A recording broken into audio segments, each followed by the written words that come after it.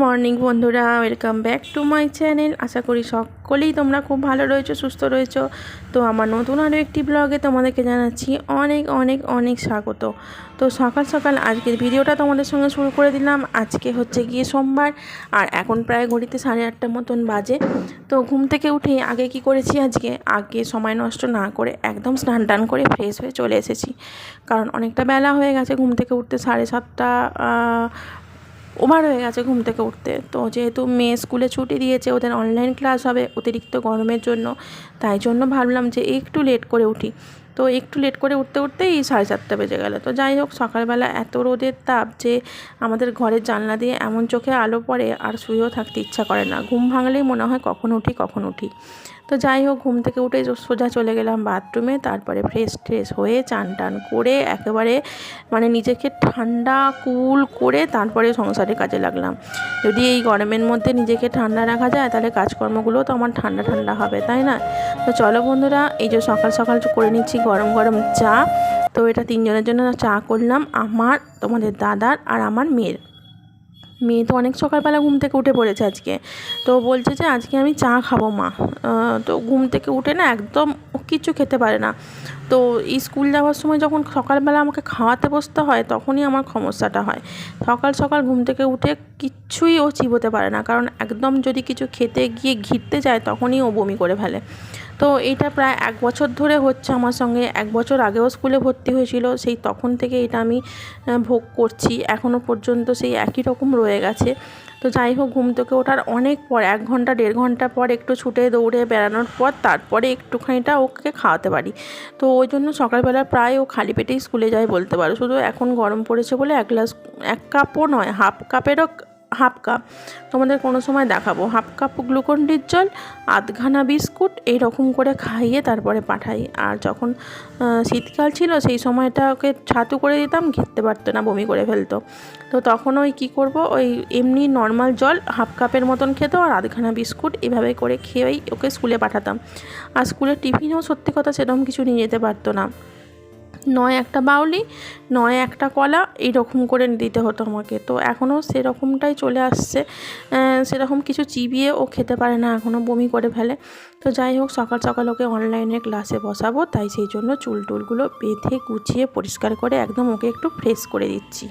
আর ওর বাসি জামাটাও ছাড়িয়ে দিয়েছি। বলছিল সকালবেলা মা গা ধুয়ে আসবো। আমি বলি না মা, তোমাকে গা ধুতে হবে না, যদি ঠান্ডা লেগে যায়। বলছে এখন তো গরমকাল। ও কী করে জানো তো, রাত্রিবেলা দিদিমণি ওকে পড়িয়ে চলে যাওয়ার পর ও স্নান করে এখন রাত্রিবেলা। তো যাই হোক, এখন সারাদিনে যে খবরে বলেছে 2-3 বার স্নান করলে প্রবলেম নেই, ওর খবরটা কানে গেছে। তো সকাল সকালই উঠে বলবে স্নান করবো, ওইদিকে সন্ধেবেলাও আমাকে বলবে আমি স্নান করব। তো এই হচ্ছে, ওকে নিয়ে আমি জ্বালাতনে পড়েছি। বলছি যে এখন অতিরিক্ত স্নান করলে আবার কখন অতিরিক্ত ঠান্ডা লেগে যাবে।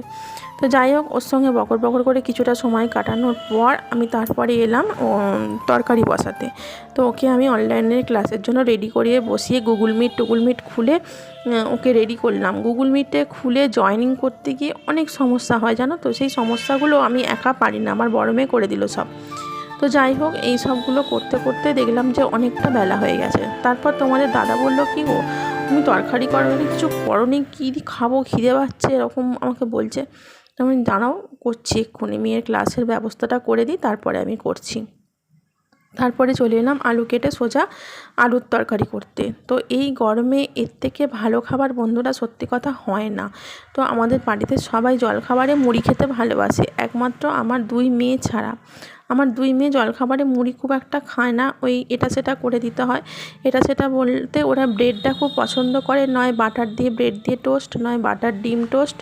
বড় মেয়ে ডিম খেতে চায় না, তো ওকে বাটার দিয়ে টোস্ট করে দিলে ওরা খুব ভালো খায় আর কি। একটা করে কলা দিয়ে দিতে হয়, ওরা এরকমই খায়। কিন্তু হচ্ছে যে আর বাদ বাকি আদার্স যে লোক আছে, আমি বলো, তোমাদের দাদা বলো, আমার বাবা বলো, এরা সবাই আমরা মুড়ির সঙ্গে এই ঝোল আলুর তরকারি খেতে ভীষণই ভালোবাসি।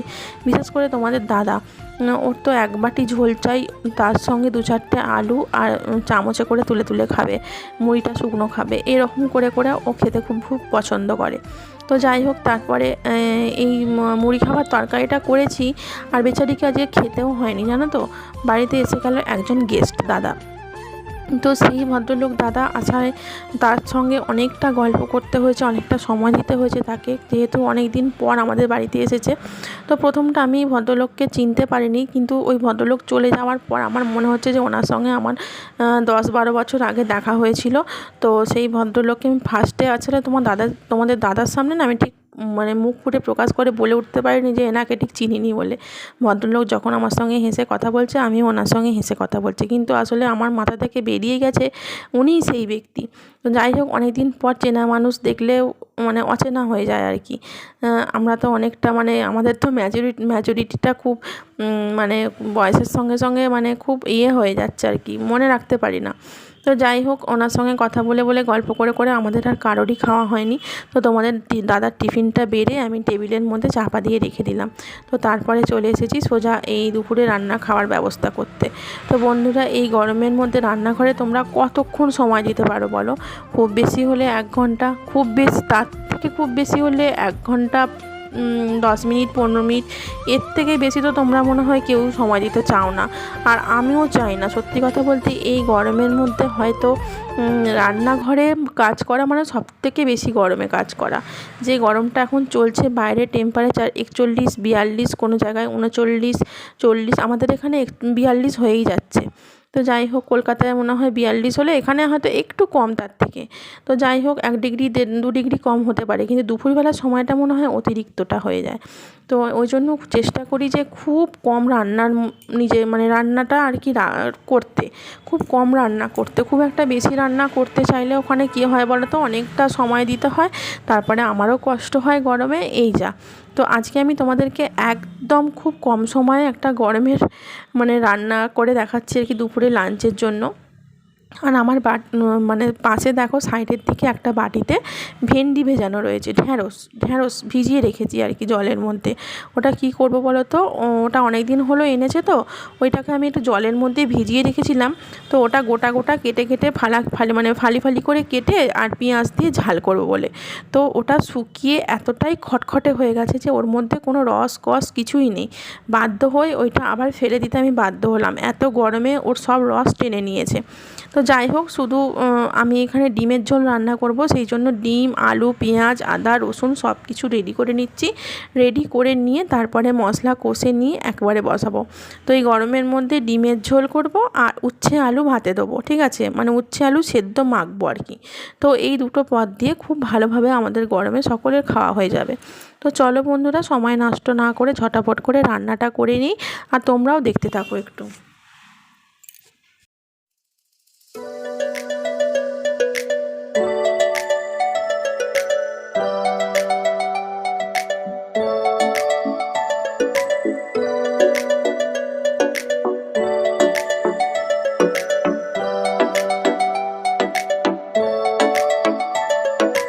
ভাল লাগে হাঁটতে তোর হাত ধরে, ভাবনা তোর আসছে দিন রাত ধরে। ভাল লাগে হাঁটতে তোর হাত ধরে, ভাবনা তোর আসছে দিন রাত ধরে। এলো এলো মনটাকে কি করে গে আর রাতে, কেন আমি এত করে তোকে চাই। পারবো না আমি ছাড়তে তোকে, পারবো না আমি ভুলতে তোকে, পারবো না ছেড়ে বাঁচতে তোকে, হয়ে যা রাজি একবার।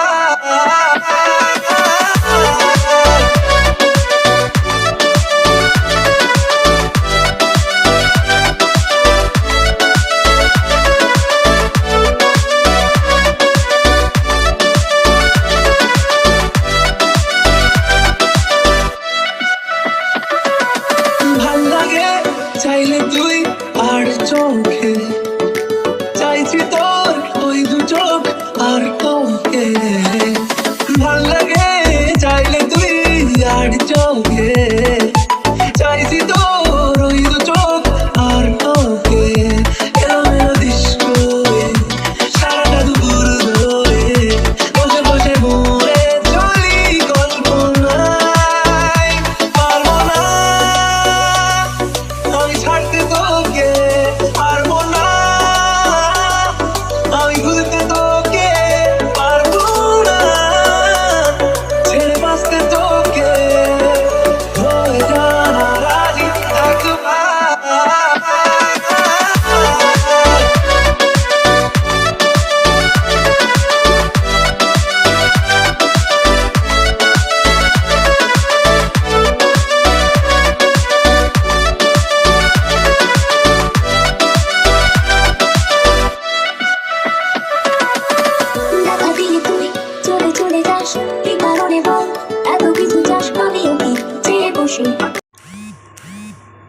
বন্ধুরা এখানে ডিমের ঝোলের মধ্যে জল ঢেলে দিলাম, আর এই তারপরে কি করলাম, ওই ভাতের মধ্যে থেকে উচ্ছে আর আলুটা একদম গরম অবস্থাতেই বের করে রেখে দিয়েছিলাম হাঁড়ির ঢাকার উপরে। তো সেইটা আমি একটা জায়গার মধ্যে নিয়ে নিচ্ছি, কারণ এইটা এখন আমি মাখবো। নুন, তেল, কাঁচা লঙ্কা এইসব দিয়ে এখন সুন্দর করে মাখতে থাকবো। আর ঘড়িতে প্রায় 1টা ওভার হয়ে গিয়েছে, সবাইকে খেতে দিতে হবে। তো দেখলে তো বন্ধুরা মানে মোটামুটি 1 ঘন্টা প্রায়, হয়তো সব কিছু নিয়ে 1 ঘন্টা সময়ের মধ্যে আমি এই গরমের মধ্যে দুপুরের লাঞ্চটা রেডি করে নিলাম। ঠিক আছে, তো তোমরাও যদি চাও এরকম লাঞ্চ তোমরাও রেডি করতে পারো। তো গরমের মধ্যে এই ডিমের বদলে তোমরা হয়তো মাছের ঝোল বা একটা ভাতে বা একটা ভাজা এরকম দিয়ে লাঞ্চটা সেরে নিতে পারো। দেখবে পেটটাও ঠান্ডা থাকবে আর খেতেও বেশ ভালো লাগবে। গরমে আমরা কেউই চাই না যে অতিরিক্ত পরিমাণে মশলাপাতি দিয়ে খাবার দাবার খেতে, বা অনেক রকম ভাজাভুজি খেতে, বা অনেক রকম আইটেম রান্না করে খেতে আর কি ভালো লাগে না গরমের মধ্যে। একদম খুব হালকা পাতলার মধ্যেও একটু অল্প মশলা দিয়ে মানে সুন্দর একটা সুস্বাদু খাবার আমি রেডি করে নিলাম। আর এই করলা আলু সেদ্ধটা না খুব ভালো লাগে, বুঝলে তো। এই শুকনো শুকনো ভাতের সঙ্গে মেখে খেতে নয় খুব টেস্ট লাগে। আসলে এইটা দিয়ে না অনেকটা ভাতটা খাওয়া যায় আর কি। তেতো পদ এটা আখ পাতে পড়লে আর কি ভালো। তো দেখো এখানে 3টে ডালা রেডি করে নিলাম, একটা আমার, একটা তোমাদের দাদার, আর একটা আমার মেয়ে, আমার বাবার। মেয়ে তো খাই না ওইসব, বাদ দাও। আর এখানে কি করছি, ওই বাসনগুলো মাজা ছিল, ডিমের ঝোলটা হতে আর একটু বাকি আছে, তো তার থেকে আমি বাসনগুলো সেই সময়টা তুলে নিলাম, মানে রান্নাঘরটা পুরো খালি করে রাখছি আর কি। আর এখানে দেখো রান্না পুরো কমপ্লিট। এর মধ্যে কিন্তু গুঁড়ো মশলা কিছুই ইউজ করিনি। ঠিক আছে, যা পেঁয়াজ, আদা, রসুন, টমেটো, কাঁচা লঙ্কা আর একটু হলুদের গুঁড়ো, লঙ্কার গুঁড়ো, ব্যাস। আর আদার্স কোনো গুঁড়ো মশলা ইউজ করিনি তরকারিতে। তো এরপর আমি ডিমের ঝোলটা বাটিতে করে তুলে দিচ্ছি। আর ডিমের ঝোলটা যেটা বেশি থাকবে সেটা হয়তো ওবেলার জন্য একটু রেখে দিতে পারি যদি বেশি থাকে। ঠিক আছে, তো এখন তো আমরা আপাতত খাওয়া দাওয়া করি, যদি বাঁচে তখন রাখবো। তাহলে রাখলে কি হয়, আমার একটু সুবিধা হয় যে রাত্রিরের রান্নাটা আমাকে সেইভাবে করতে হয় না। তো দেখো এই যে সবাইকে ভাত বেড়ে দিলাম। তো এটা আমার বাবার ভাত, বাবাকে টেবিলের মধ্যে দিয়ে দিচ্ছি। আর এইটা তোমার দাদা খাবে আর আমার ছোটো মেয়ে খাবে, ওরা দুজনে একসঙ্গে খায়। আর এইটা আমার বড় মেয়ের। ওদের 3জনের ভাত বেড়ে দিয়ে আমি খেয়েছি একটু পরে। তো যাই হোক, একেবারে চলে এলাম ডিরেক্টলি সন্ধেবেলায় তোমাদের কাছে। তো সন্ধেবেলায় এসে আমি এখন কটা বাজে বলো তো, এখন 9টা বেজে গেছে, কারণ আমি নাচের ক্লাসে গিয়েছিলাম। নাচের ক্লাস থেকে আসার পর একটু রেস্ট নিয়েছি, গা ধুয়েছি, স্নান করেছি, এইসব করে টোরে চা খেয়ে তারপরে এখন এই 9টা বাজতে আমি সংসারের কাজে হাত লাগাচ্ছি। ওইদিকে মেয়েকে দিদিমণি পড়াতে এসেছে, আর আমি এপাশে জামা কাপড় যে কাচা ছিল সেই কাচা জামা কাপড়গুলো সব ভাঁজ করে নিচ্ছি। তো এই যে দেখো কাপড়গুলো ভাঁজ করছি, এগুলো কাঁচা ছিল না, এগুলো আমি আলমারি থেকে বার করেছিলাম আমার একটা ভিডিও শ্যুটের জন্য, তো সেই জন্য পরেছিলাম। আর এই কাপড়গুলো আমি ভাঁজ করে রাখছি, আবার আলমারিতে তুলে রাখবো। তো জায়গার জিনিস জায়গাতে গুছিয়ে রাখবো সেই জন্য। তো সব কিছু একেবারে রেডি করে ভাঁজ করে নিচ্ছি। আর বেড কভারটাও খুব সুন্দর করে ভাঁজ করছি, এটা নিচের ঘরের বেড কভার পাতা ছিল, তো পিসি কেচে দিয়ে গেছিলো। এই চাদরটাও একেবারে সুন্দর করে ভাঁজ করে রেডি করে রেখে দিচ্ছি, এটাও ওয়ার্ড্রপে তুলে রাখবো। তো চলো বন্ধুরা, আর এইখানে দেখো প্যান্টগুলো, এইগুলো বাবার প্যান্ট, জামা প্যান্ট, এগুলো সব ভাঁজ করে বাবার হাতে দিয়ে দেবো। আমি বাবাকে দেবো না, নিচে রেখে দেবো, বাবা স্নান টান করে প্রত্যেক দিন পরে আর কি। তো যাই হোক, এখানে সব কিছু জামা কাপড় আমার ভাঁজ করে রেডি করে নিয়েছি, আর সব কিছুটা ওয়ার্ড্রপের মধ্যে গুছিয়ে সুন্দর করে তুলে রেখে দিচ্ছি। তো শাড়িগুলো শাড়ির জায়গায় রাখলাম, আর বেড কভারটা বেড কভারের জায়গায় রাখলাম। তো এর পাশে সব কিছু বিছানাপত্র আমার খালি হয়ে গেল। আর রাত্রিরে রান্নাপাতি আজকে কিছু নেই, দুপুরবেলা খেয়ে যা বেঁচেছিল তাই রাত্রে সেবা হবে। আর সন্ধেবেলায় আমরা 3 মা মেয়ে 3জনে মিলে একটু ফুচকা খেয়েছি, আবার সিঙ্গাড়া আনা হয়েছিল, চা দিয়ে খেয়েছি। সেগুলো তোমাদের সঙ্গে কিছুই শ্যুট হয়নি। তো যাই হোক, এখন চলে এসেছি ঘরটা সুন্দর করে ঝাঁট দিয়ে, মানে ফাইনাল টাচ আপ। রাত্রে শোবার আগে এইটুকু আমি কাজ সব সময় করে রাখি, যে ঘরটা যেন আমার পরিষ্কার থাকে, সকালবেলা উঠে অধিক নোংরা যাতে দেখতে না হয়। তো সেই জন্য সব সময় চেষ্টা করি রাত্রে শোবার আগে ঘরটা যেন একটু ঝাঁট দিয়ে শোবার। তো যাই হোক, রান্নাবান্না যেহেতু নেই, আর এই যে ঘরটা আমি সুন্দর করে ঝাঁট দিয়ে দিচ্ছি। রান্নাবান্না নেই বললে ভুল হবে, আমি শুধু জাস্ট একটু আলু ভাজা করেছিলাম। ঠিক আছে, আলু ভাজাটা একটু করেছিলাম, যেহেতু তরকারিটা অনেকটা কম ছিল সেই জন্য আলু ভাজাটা করে মেকআপ দিলাম। তো যাই হোক, দেখো রান্নার জায়গাটা পরিষ্কার করে সুন্দর করে ঝাঁট দিয়ে দিয়েছি। এবার ঘরটা সুন্দর করে একদম পরিষ্কার করে ক্লিন করে ঝাঁট দিয়ে নেবো। তো ঝাঁট দেওয়ার পর আমরা সকলে রাতে রান্না মানে খাওয়া দাওয়া যেটা আছে দোকান বন্ধ করে আসার পর খাওয়া দাওয়া করে সবাই শুয়ে পড়বো।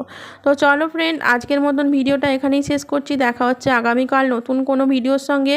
তোমরা সকলে ভালো থেকো, সুস্থ থেকো, এই গরমে সবাই ভালো থেকো। আর আমার ভিডিও দেখার জন্য তোমাদের অনেক অনেক অনেক ধন্যবাদ, এইভাবে পাশে থাকার জন্য, এইভাবে ভালোবাসার জন্য, আর আমাকে এত সাপোর্ট করার জন্য। চলো বন্ধুরা, দেখা হচ্ছে আগামীকাল। আজকের মতন সবাইকে বাই বাই।